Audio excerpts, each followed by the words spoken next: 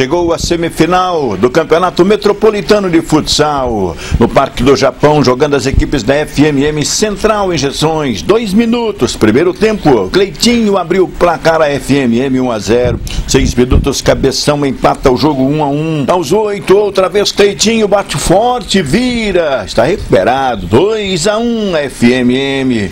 E agora o Andrezinho aumenta 3-1. Aos 13, o Vampeta FMM 4-1. Vampeta para Lambari, 5-1, FMM termina o primeiro tempo, dizem que é 5, vira, 10 termina. Alô, Andrezinho fazendo 6-1, Lambari 7-1.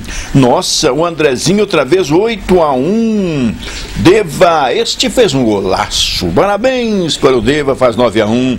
Cabeção diminui na falta cobrada, 9-2. Vampeta faz 10-2.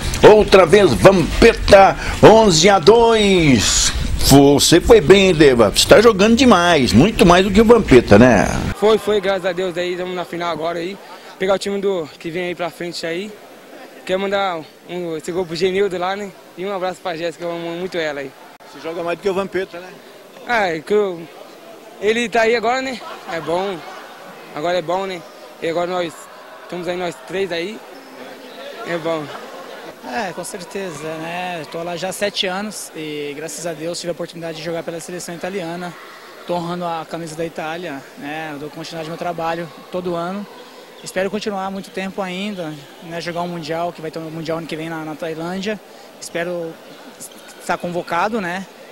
Trabalhar, né? Todo dia e não deixar cair nunca, que com certeza quem trabalha, Deus ajuda.